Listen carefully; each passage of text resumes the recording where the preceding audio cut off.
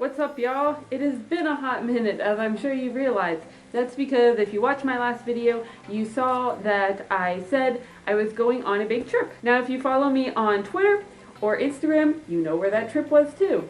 If you don't follow me on either of those, then you will see in the coming vlogs, because yes, I did bring my camera and I did record, and I have a ton of footage, and it's still taking me a while to edit it all together, so it might be a hot minute before I upload it, which is why I wanted to get this video out. But yeah, that's where I've been. I'm sorry it's been a while, and now I am back to my regular schedule, at least for a little bit. I apologize if at any point in this video my stand starts to shake. My cat won't leave it alone again. But I can't really lock her out of the room when I do this because she's still a kitten and she'll cry her eyes out if I do that. And if you own a cat, you know that's hard to hear. So I'll try to ignore her the best I can. So today's topic came to me when I was doing some work recently, and I started to think as I was working, I should do it this way because that's how the professionals do it, or that's how most makers do it, or whatever. And it started making me, feeling kind of bad because I'm like, I can't do it that way because that's not what the pros do. And then I realized that I don't have to do it that way because everyone makes suits differently, and as I've said numerous times in previous videos, there's no wrong way to make a fursuit. So this video is going to talk about five things that I see a lot of pros do, a lot of high-level makers do, that you really don't have to do. Of course, like I always say, you can do whatever you want. If you do these things or you want to do them, go for it. It's your choice. But I'm making this video more in the vein that if you see other makers doing them and you aren't, or you can't, or whatever, you shouldn't feel bad about it. So the first thing on this list that you technically don't have to do is something I know you're all going to raise your eyes at, and that is lining the head, the inside of the head. Now, if you make fursuits recently, you're probably like, of course you have to line the head. Why wouldn't you have to line the head? Let me explain. Yes, lining the head has a lot of good reasons for it. One, it makes the inside of the suit more comfortable because if you have foam sticking out or you have glue or whatever you have sticking out, the lining will, hide that. It will cover it up. And two, it just looks nicer. It's kind of like detailing the inside of a car. It's not necessary, but it looks nice. And so that's why I want to bring it to the fact that you don't need to do it, because here's a little unspoken fursuit making tip. If people cannot see it from the outside, you kind of don't have to finish it. Of course, that rule is null if it's not finishing it, it's going to compromise the suit's structural integrity. But if there's a little cosmetic work that people aren't going to see, you don't have to finish it. And lining kind of falls into that category. Again, most makers will line the inside of their heads for one of those two reasons, and it probably is the one thing on this list that you probably should lean more towards. But the reason I say you don't have to do it is because, again, like finishing the inside of a car, it's not really going to affect how the car runs in the end. It's just going to make the car look nice.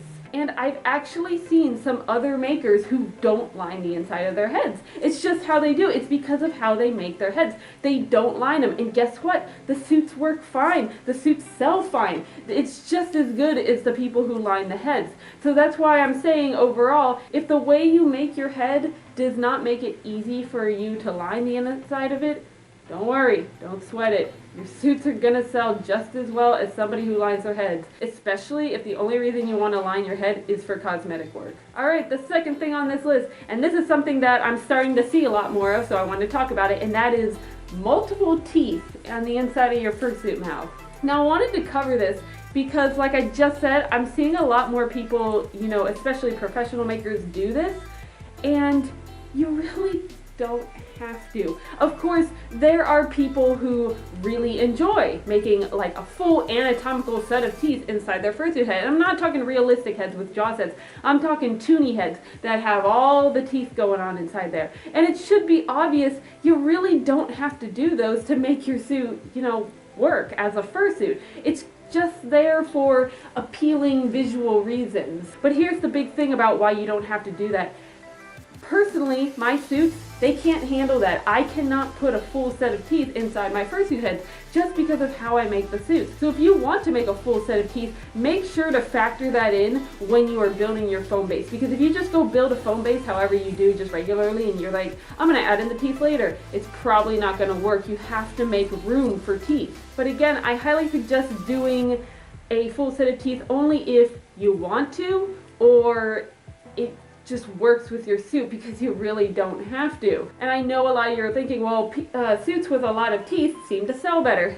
There are so many pro makers out there who do simple sets of teeth and sell their suits just as well, so you don't have to do it if you don't want to. Number 3 is probably the thing I think people don't think about as much, but it's something I think about sometimes, so I wanted to address it. And that is sewn-in digi-padding. Now what I mean by that is, if you've seen digi of any kind, you know there's like 2 techniques. There's either the pillow technique where you just stuff like a pillow in your leg, and then there's this technique, the sewn-in technique, where the entire padding is done with a zipper that you stick stuffing in and lining on the inside of the leg. So there's really nothing to take out per se, and in some people's opinion it creates a better look.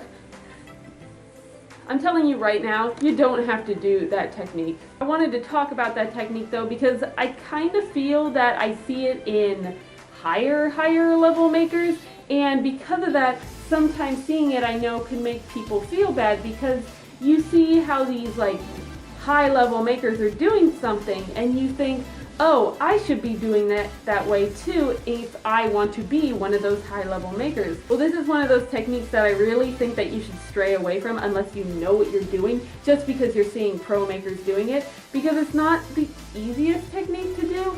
And I'm telling you right now, if there is one part of the fursuit besides the head that is the most diversified in how people do it, it's the padding. There's so many ways to do padding, and at the end of the day, the only reason the way you do padding should matter is how comfortable it is, especially for the customer. Because if you see 2 fursuits you've never seen before walking down the aisle and they have digi padding, you're not going to know if that's sewn-in padding or they're just pillows. The only person who's going to know is the suitor, and if it's comfortable for them to do it one way, that's all that matters. So this is a technique you really don't have to do if you're not comfortable with it, and you don't have to feel bad for not doing it, because sewn-in padding and pillow padding can often get the same effect, and that's all that matters in the end. You just need to get the same effect, and you need your suitor to be comfortable. Of course, if you want to try sewn-in padding, there's nothing wrong with it. It's a cool technique once you get it down, but if pillow padding works for you, stick with it. It works for me, and I'm sticking with it. Number 4 on this list, I feel like this is the most coveted of these techniques, in which it's why people try and do it more so than any of the others. And that is beautifully painted eyes. In the same vein as the multiple teeth, this is one that you really don't have to do, because at the end of the day, it's not going to be much different than eyes that are, not painted beautifully. I feel the reason people want to try and do this technique so much though is because a lot of customers are drawn in by beautiful fursuit eyes, and I can understand why, because whenever you see a face, human, fursuit, whatever, you're first drawn in by the eyes. So having beautiful eyes can sometimes be a selling point on fursuits.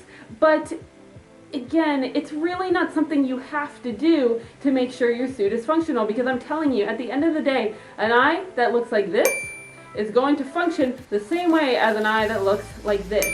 And there are so many makers who do just plain eyes, like even pro-level makers doing plain eyes sell their suits just as fine as the beautiful eyed fursuit makers.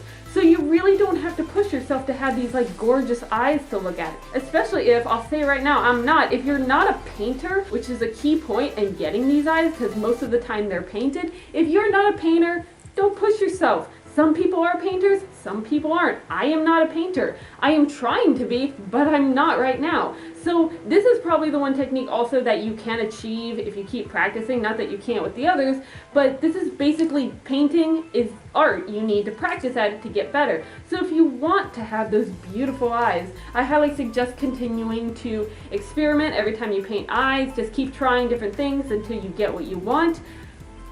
But again, if you're not making beautiful eyes, if you're just making your standard eyes, don't push yourself. You don't have to do them. They'll look nice, but they're not required. And don't feel bad if your eyes aren't as beautiful as the next, because I can guarantee you, that your suit looks fine regardless. Last thing on the list, the 5th thing. This is something that actually only really came to my attention like a little while back because of some Twitter drama about it. And so I was kind of hesitant about adding it on this list, but I figured I might as well anyways, because if it actually is something people doing, I'll give my opinion on it.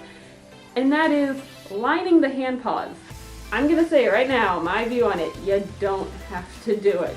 I don't really know why there was drama about it, because as far as I knew beforehand, a lot of people didn't line their paws, but I guess there are some pro makers who were advocating for it.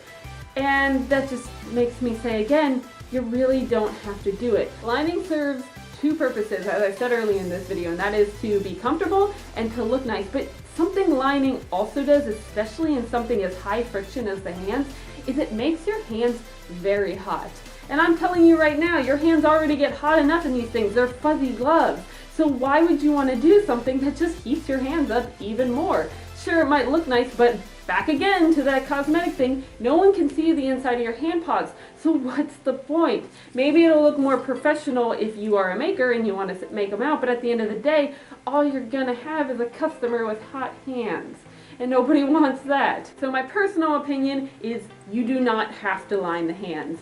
If you do line the hands and you like it and it serves some purpose for you, go for it. It's your fursuit, it's your life. But I do not line my hands. I'm never going to line my hands for those reasons that I've listed, because my hands are already hot as they are. I don't think they need any more insulation. Alright everyone, that is it for this vid. I hope you enjoyed it. If you're doing any of these techniques and you want to keep doing them, go for it. If you're not doing any of these techniques, that's what this video is for. Don't feel bad. You don't have to do them. If you want to do them, you'll get there someday, but you don't really have to. You're not any less of a maker for it, and I'm sure your product can still stand up with the big dogs.